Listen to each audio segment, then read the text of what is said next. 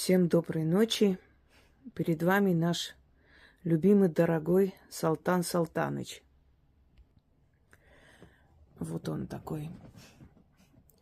Покажу поближе. Рыжик, не мешай. Смотрите, какой у него живой взгляд, хитрый. Он такой сгорбившись, ну и вообще горбатый. С денежками, с этими кисетами, мешочками денежными. Рыжик, ты мне мешаешь. Вот он. Нельзя, Рыжик. И вот эти все чертенята, это все работа Виктории. Замечательный мастер, кстати говоря. Хотя, может, есть и другие мастера, которые их делают. Ну, по крайней мере, я не знаю. Я знаю, как сразу же копируют ее, и очень неумело и некрасиво.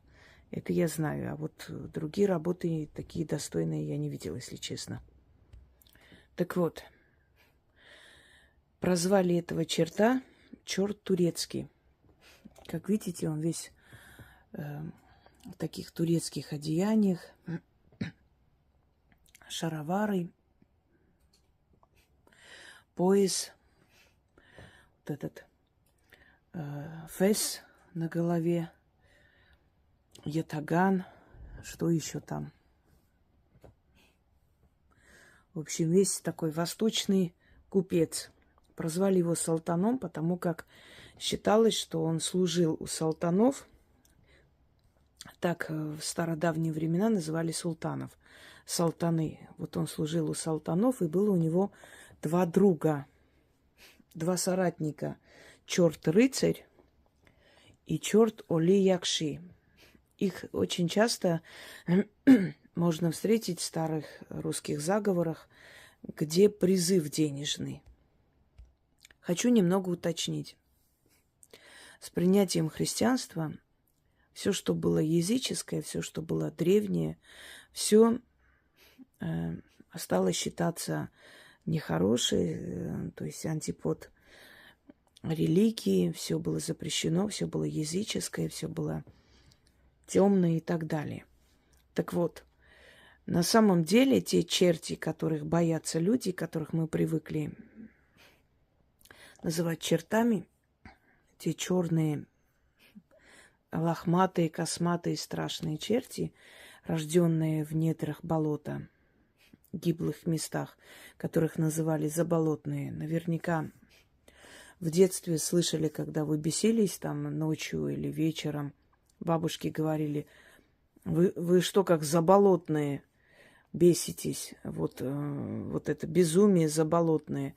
Это про тех самых чертей, о которых мы привыкли слышать. Они на самом деле это анчутки. Вот. И анчутками тоже называли детей, когда дети там намажутся, где-то играются, и вот, ой, вы як анчутки ходите. Вот это те самые черти, которые вызывали страх. Это были злые духи, и есть злые духи. Их еще называли черные, потому что они были черные и грязные. А вот эти черти, которых вы видите перед собой, почему они рогатые изображались и являлись людям рогатые? Потому что они тоже охраняли природу, но они охраняли, скажем, более светлую сторону природы. Если те были более, то есть на темной стороне, гиблой стороне природы, что в принципе имеет место быть. И гиблая сторона имеет природа, правда? Природа не всегда добрая, она может быть и злой, она может быть и жестокой. В природе один организм уничтожает другой, особенно болотные организмы. И естественно, они изображаются как природные духи, и вообще боги, изображающиеся рогатые, это боги природные, это боги, которые покровительствовали лесам, значит, покровительствовали хозяйству сельскому, стадам и прочее, потому что сельское хозяйство это было именно показатель богатства, этим выживал человек в те времена, этим кормились города. И естественно, боги-покровители скотоводства, боги-покровители лесов и прочие изображались похожи на тех животных, которые там обитают, рогатые. Так вот, вот эти черти, эти хитрые духи, хитроумные, ушлые, помогающие в торговле, помогающие купцам, помогающие в обманном деле, во внушении, в мороке и так далее, вот эти черти, они спускались с чертогов, поэтому их так и называли черти, хранители чертогов. Но поскольку религия, она как бы вне закона посчитала все дохристианские верования, естественно, и те, другие, и третьи считались нечистью, боялись их люди и прочее. На самом деле, вот эти вот духи, они абсолютно безобидные духи, и они приходят для того, чтобы помочь. Они просто хитрые духи, они привлекают богатство, они привлекают удачу, они могут охранять дом человека, они могут путать врага, они могут путать тех, кто пришел там с нехорошими намерениями и так далее, и так далее. Заманить женихов и прочее, прочее. К ним обращались. И купцы с ними заключали какие-то сделки, договора. Вот эти вот черти им помогали. Естественно, каким образом? Они внушали людям, чтобы те покупали именно этот товар. Почему люди говорят иногда: вот я вообще не хотела купить, я не знаю, что на меня нашло. Прям вот решила, что я вот без этого вот не могу. И обязательно должна купить. Купила, принесла домой, думаю, зачем это мне надо, с чего я взяла. Есть такое, и у нас такое бывает. Это потому что начитали, потому что попросили у этих чертей любыми способами продать товар. Вот они и продали вам, понимаете? Они невидимые, но они есть, и они работают, они помогают. Так вот,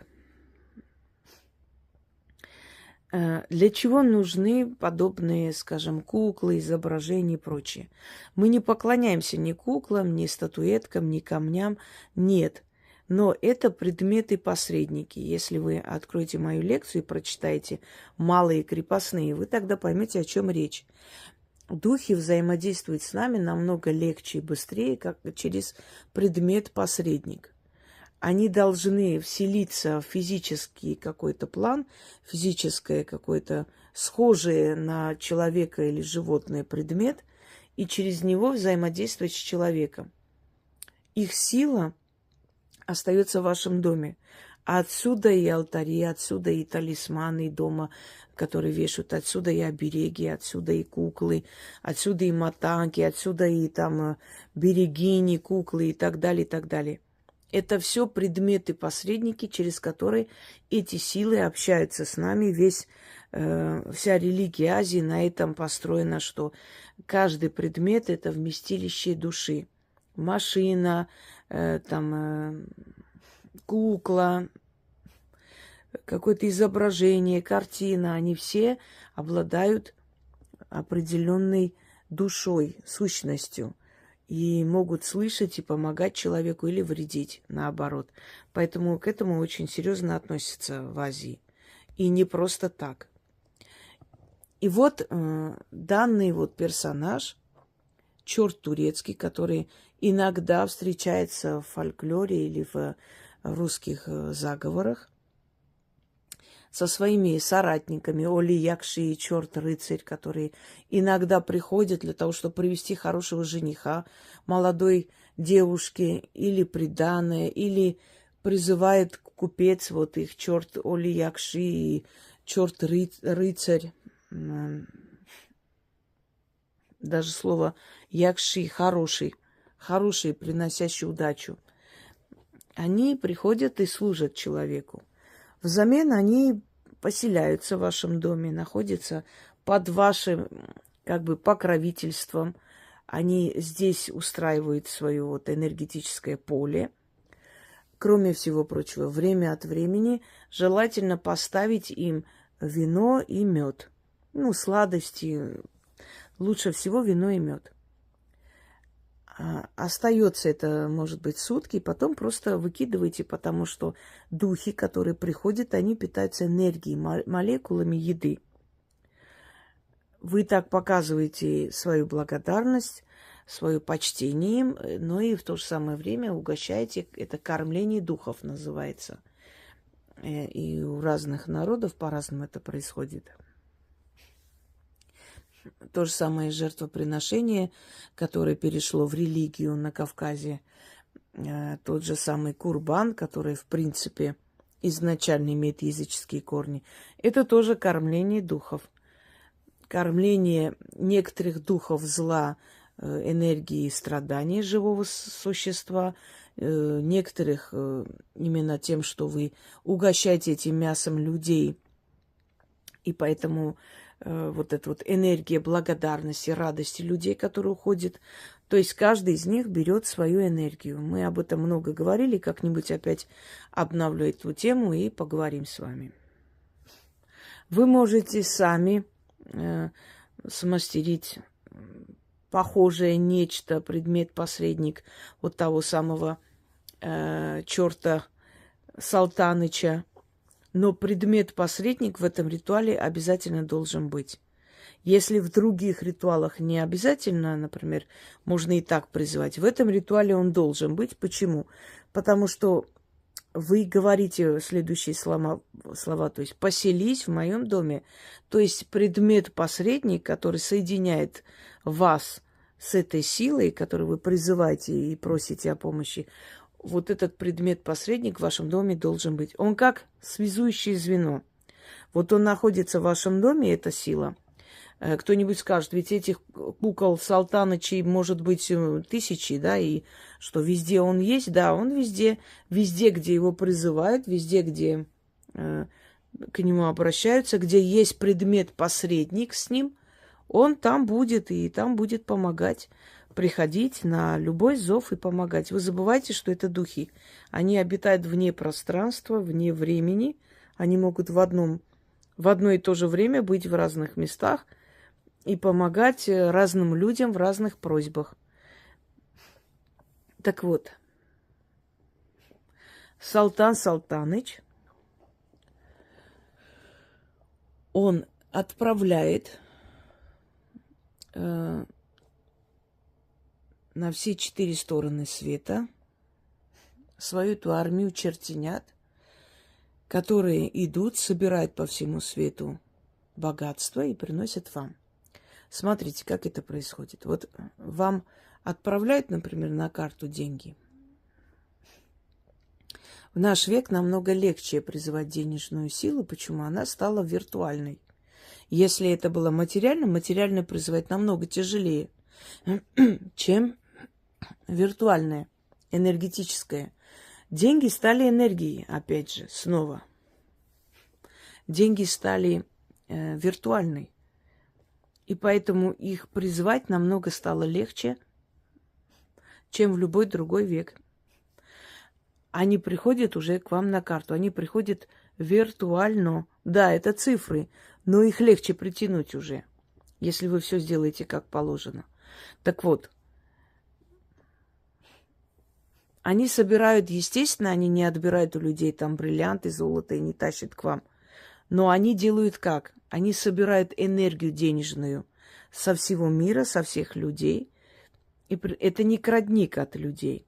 Это энергия, которая собирается никак не в ущерб этим людям и мирозданию. И вот эта энергия, это как, знаете, как пчелы собирают нектар, а потом получается мед. Вот эта энергия собирается со всего мира, со всех людей и отправляется к вам. Это превращается в денежную единицу. Что может произойти? Заказы будете получать, если вы чем-то занимаетесь, что-то делаете там свое или продаете. Если вы, например, психолог, значит, у вас много будет клиентов, запишутся к вам много людей. Если вы парикмахер, то же самое.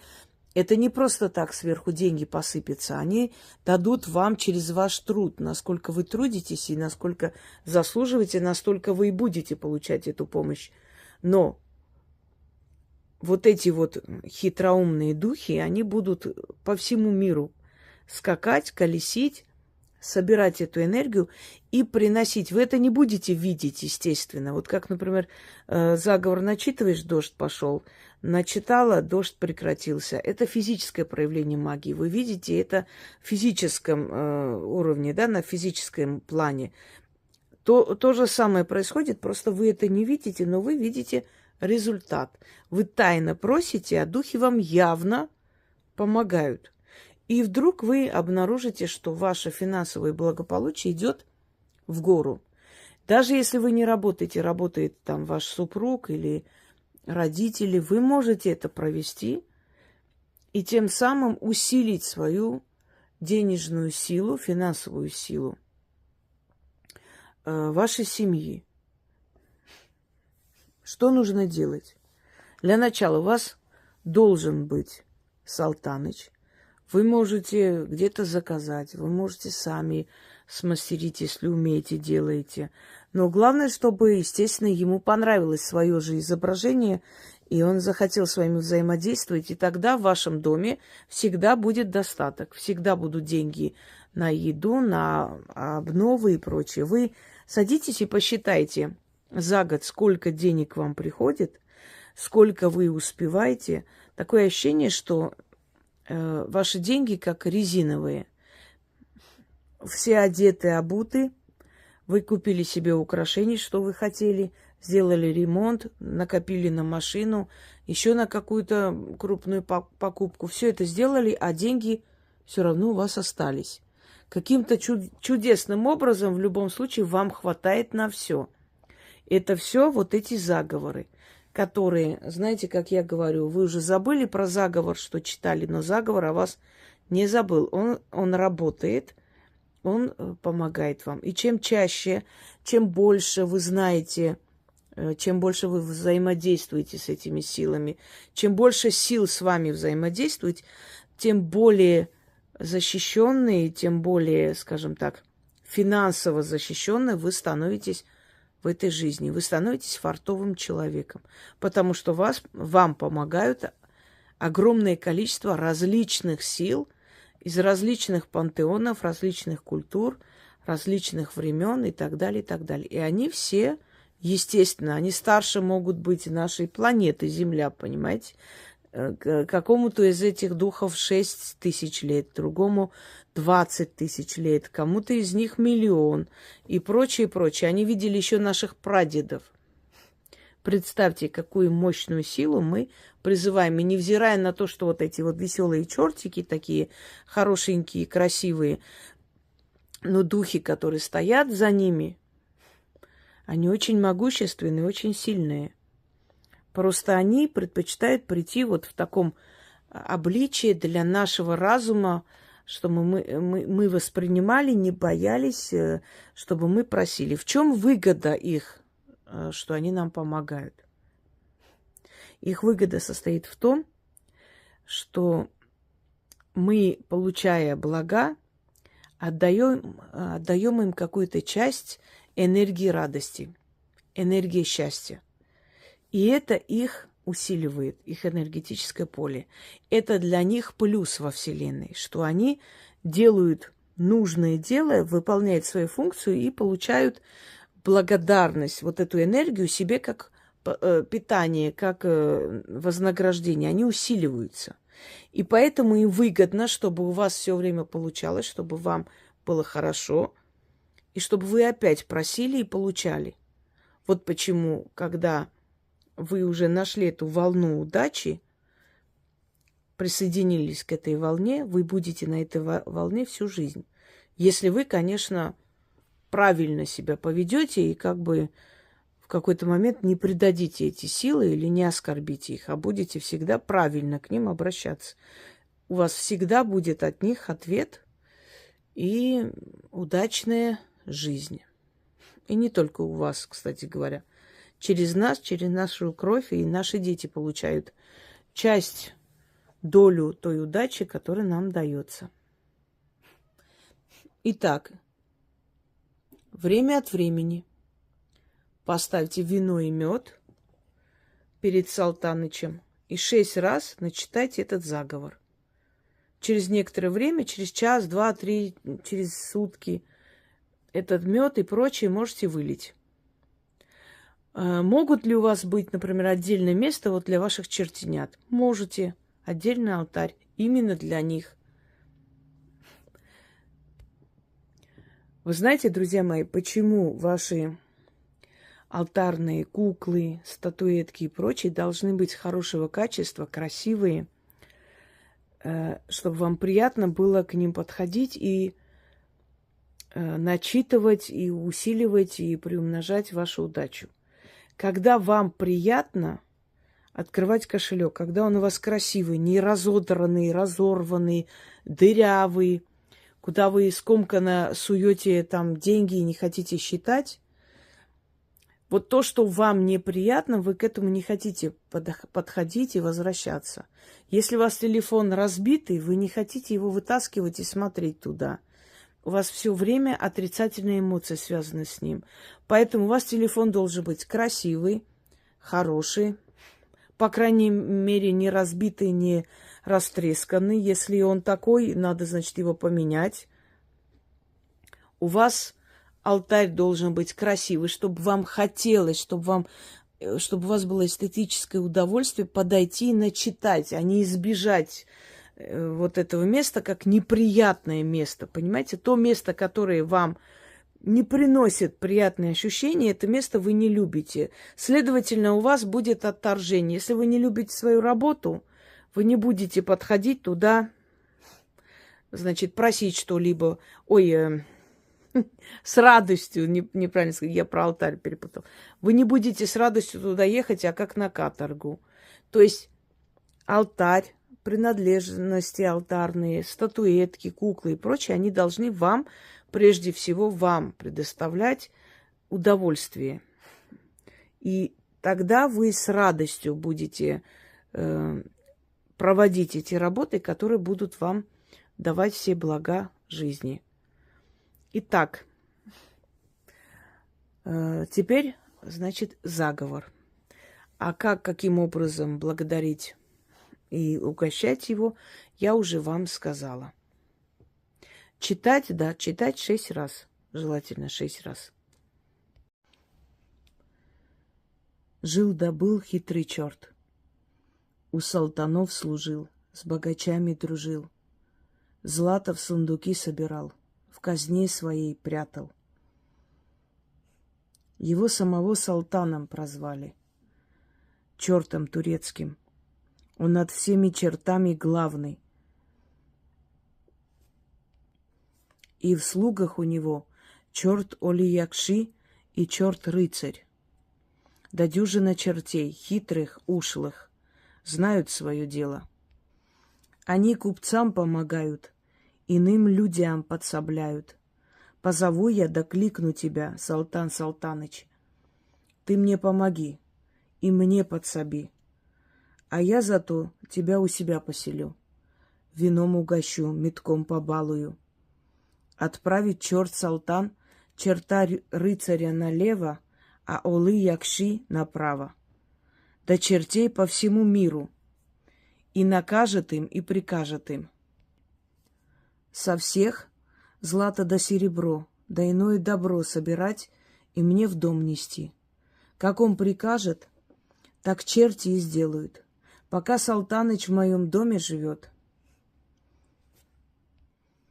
черти по всему миру скачут. Черти богатства со всех собирают и в мой дом несут. Деньги мне считать не сосчитать, ни в чем нужды не знать, а только богатеть да богатеть. На то мы решили. Ключ, замок, язык. Заклинаю. Что хочу, все получаю. Истинно так. Жил-да был хитрый черт.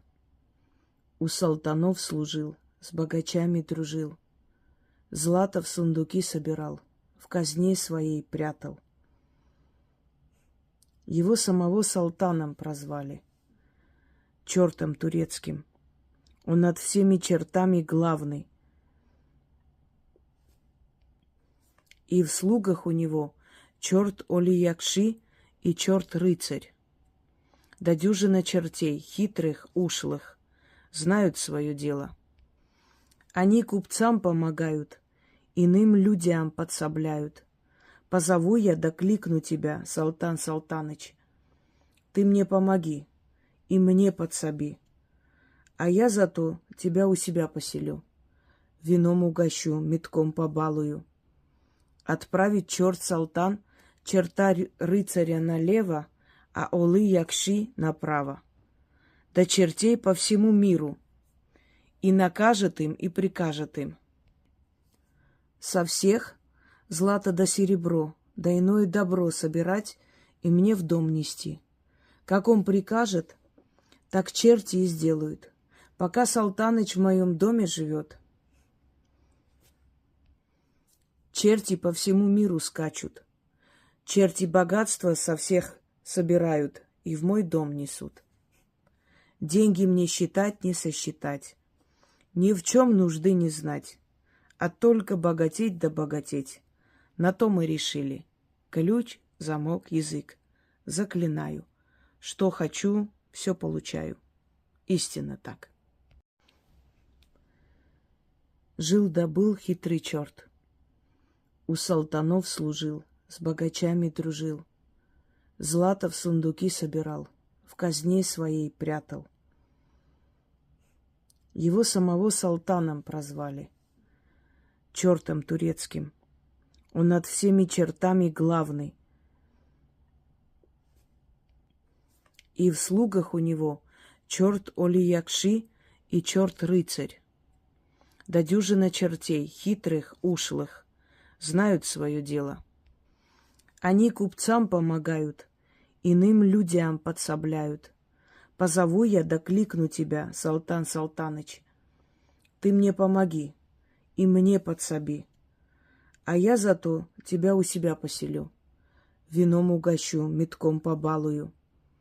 Отправить черт Салтан, черта рыцаря налево, а олы якши направо.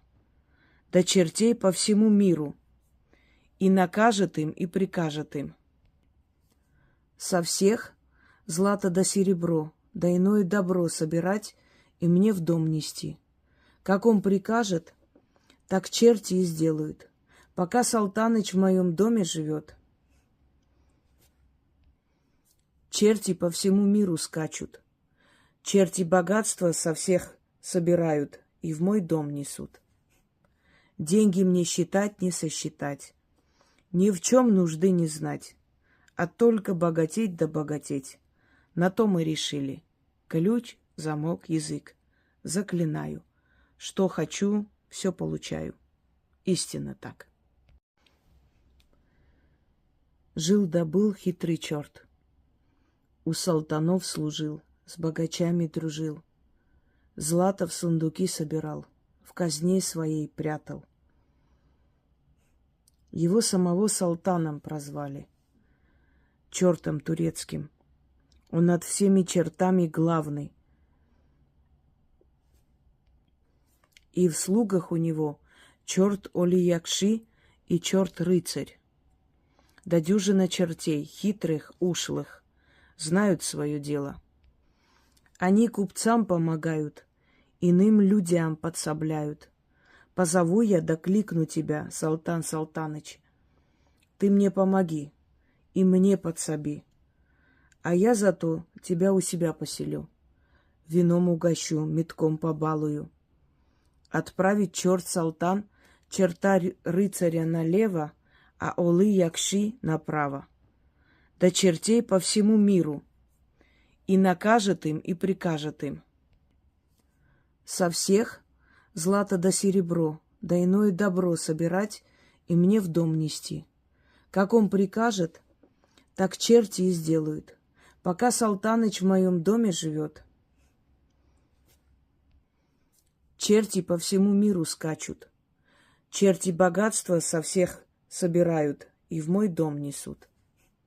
Деньги мне считать не сосчитать, ни в чем нужды не знать, а только богатеть да богатеть.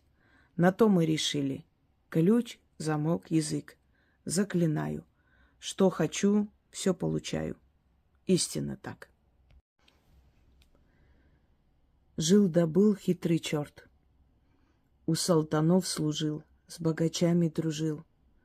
Злато в сундуки собирал, в казне своей прятал. Его самого салтаном прозвали, чертом турецким.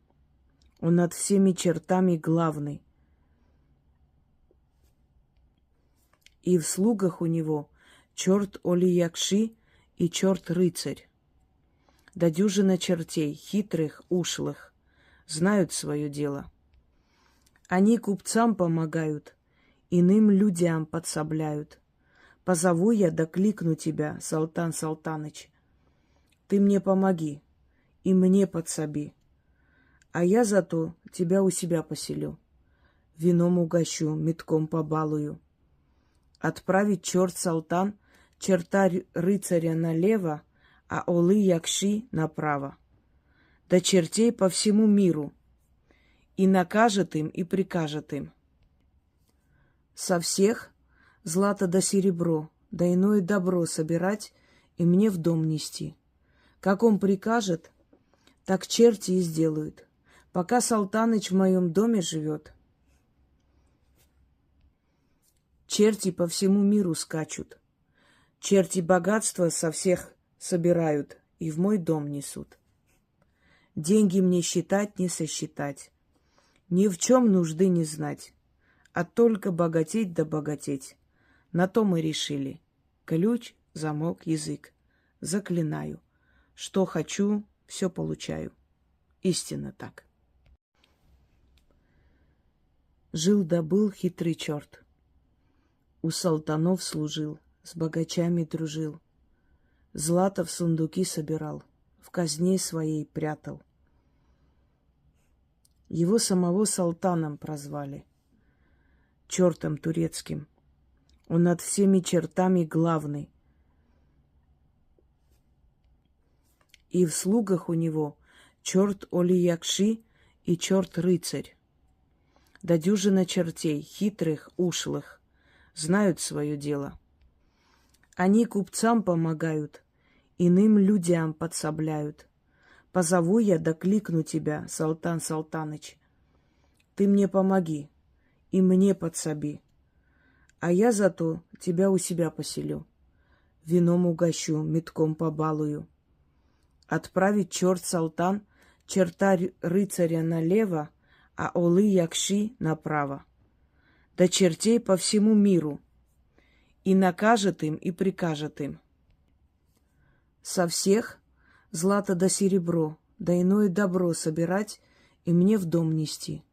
Как он прикажет, так черти и сделают, пока Салтаныч в моем доме живет.